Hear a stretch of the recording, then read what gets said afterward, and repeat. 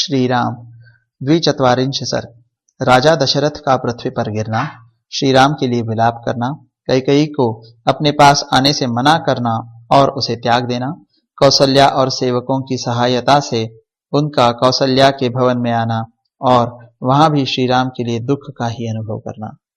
One की ओर जाते हुए श्री राम के रथ की धूल जब तक दिखाई देती रही तब तक इक्ष्वाकु वंश के स्वामी राजा दशरथ ने उधर से अपनी आंखें नहीं हटाईं।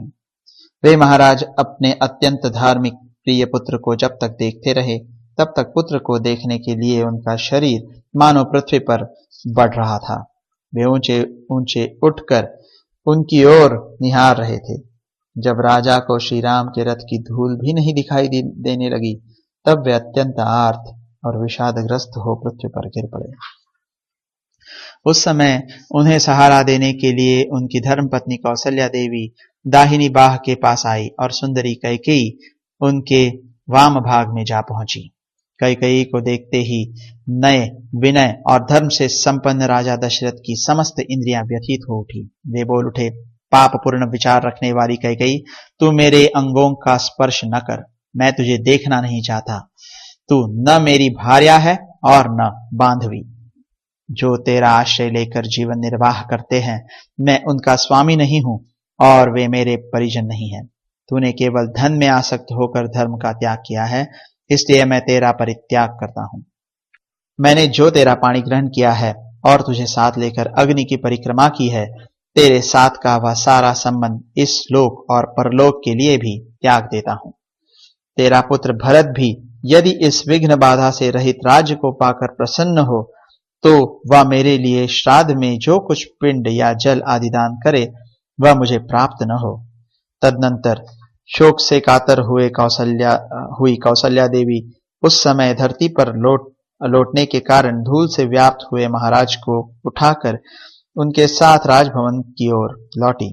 जैसे कोई जानबूझकर स्वेच्छापूर्वक ब्राह्मण की हत्या कर डाले अथवा हाथ से प्रज्वलित अग्नि का स्पर्श कर ले और ऐसा करके संतप्त होता रहे, उसी प्रकार धर्मात्मा राजा दशरथ अपने ही दिए हुए वरदान के कारण वन में गए हुए श्री राम का चिंतन करके अनुतप्त हो रहे थे। राजा दशरथ बारंबार पीछे लौटकर रथ के मार्गों पर देखने का कष्ट उठाते थे। उस समय उनका रूप राहुग्रस्त सूर्य की भांति अधिक शोभा नहीं पाता था। वे अपने प्रिय पुत्र का बारंबार स्मरण करके दुख से आतुर हो विलाप करने लगे। वे बेटे को नगर की सीमा पर पहुंचा हुआ समझकर इस प्रकार कहने लगे, हाय, मेरे पुत्र को वन की ओर ले जाते हुए श्रेष्ठ वाहनों घोड़ों के पदचिन्ह तो मार्ग में दिखाई देते हैं, परंतु इन महात्मा श्री राम का दर्शन नहीं हो रहा है। जो मेरे श्रेष्ठ पुत्र श्री राम चंदन से चर्चित हो तकियों का सहारा लेकर उत्तम शय्यों पर सुख से सोते थे और उत्तम अलंकारों से विभूषित सुंदरी स्त्रियां जिन्हें व्यजन डुलाती थी, वे निश्चय ही आज कहीं वृक्ष की जड़ का आश्रय ले अथवा किसी काठ या पत्थर को सिर के नीचे रखकर भूमि पर ही शयन करेंगे। फिर अंगों में धूल लपेटे दीन की भांति लंबी सांस खींचते हुए वे उस शयन भूमि से उस प्रकार उठेंगे जैसे किसी झरने के पास से गजराज उठता है। निश्चय ही वन में रहने वाले मनुष्य लोकनाथ महाबाहु श्री राम को वहां से अनाथ की भांति उठाकर जाते हुए देखेंगे।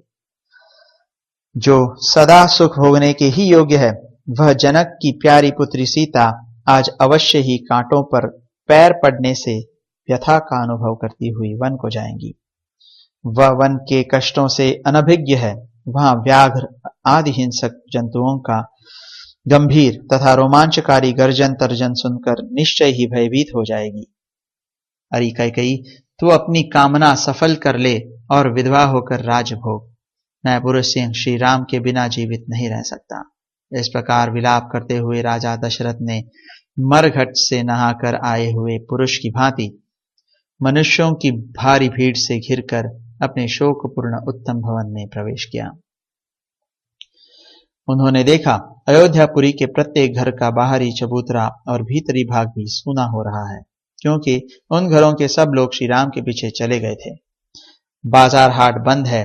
जो लोग नगर में हैं वे भी अत्यंत क्लांत, दुर्बल और दुख से आतुर हो रहे हैं।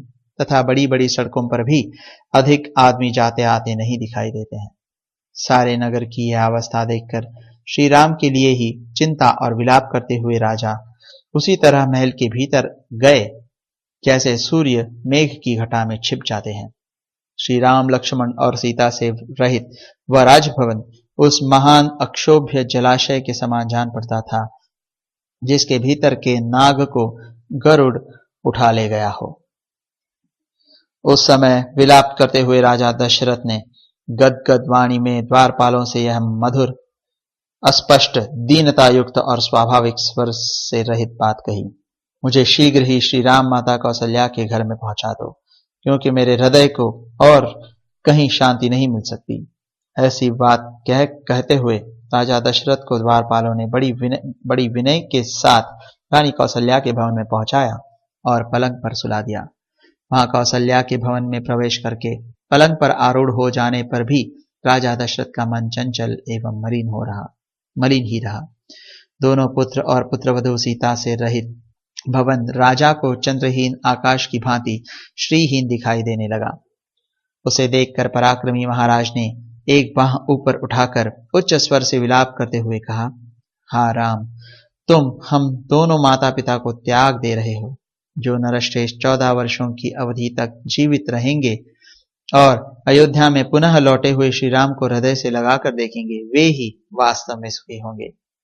तदनंतर अपनी काल रात्रि के समान वह रात्रि आने पर राजा दशरथ ने आधी रात होने पर कौशल्या से इस प्रकार कहा, कौशल्ये, मेरी दृष्टि श्री राम के ही साथ चली गई और वह अब तक नहीं लौटी है, अतः मैं तुम्हें देख नहीं पाता हूं।